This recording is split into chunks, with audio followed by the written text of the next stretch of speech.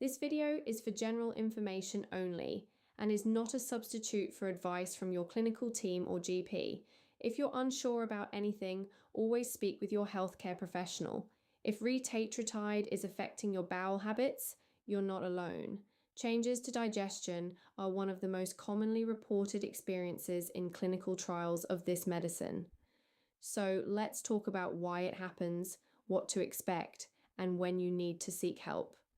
First, a quick but important point. Retatrutide is still investigational. It hasn't been licensed by the MHRA or EMA. That means it should only ever be used within a formal clinical trial or under specialist supervision. If you're accessing it through unregulated online sources, please take that seriously. The risks are real. So why does it affect your gut? Retatrutide works by activating 3 receptors simultaneously: GLP-1, GIP, and glucagon. The GLP-1 component is the main driver of digestive changes. GLP-1 receptors are found throughout the gastrointestinal tract, and when they're activated, they slow gastric emptying, the rate at which food moves from your stomach into your small intestine. That can lead to constipation in some people. Others experience diarrhea or more frequent bowel movements, though the exact mechanisms aren't fully understood. The honest answer is that effects vary quite a bit from person to person, depending on your baseline gut function, your diet, and your hydration. As for the GIP and glucagon receptor activity, their specific contributions to bowel changes aren't yet well characterized, so the science is still developing there. In phase 2 clinical trials, diarrhea affected roughly 30 to 40% of participants, and nausea was reported in up to 60%.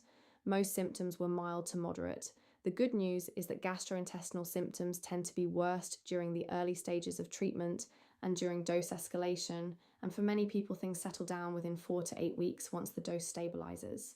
If you're in a trial or under specialist supervision, there are practical things worth discussing with your doctor. Ask about dietary adjustments. Things like meal size, fat content, and fiber intake can all influence how your gut responds. Staying well hydrated is particularly important if you're experiencing diarrhea. Your clinical team can also advise on whether any additional support is appropriate alongside your treatment. Now, most digestive symptoms are manageable, but there are situations where you should seek medical help promptly. Contact your clinician or NHS 111 if you experience severe or persistent abdominal pain, particularly if it radiates to your back, which could indicate pancreatitis, a known class-related risk with this type of medicine. Also get checked out if you develop pain in the upper right side of your abdomen, which can be a sign of gallbladder problems, or if you're vomiting repeatedly and struggling to keep fluids down. Persistent diarrhea can lead to dehydration and, in some cases, affect kidney function, so don't dismiss it if it's ongoing. And if anything feels severe or you're worried at all, don't wait. Call 999 in an emergency. To recap, Retatrutide commonly causes bowel changes because of how it acts on GLP-1 receptors in the gut. Symptoms are usually worst early on and during dose increases, and they often improve with time at a stable dose. Because this is an investigational medicine with serious potential risks, it should only ever be used through a legitimate clinical trial or under specialist care. If you found this helpful, leave a comment below.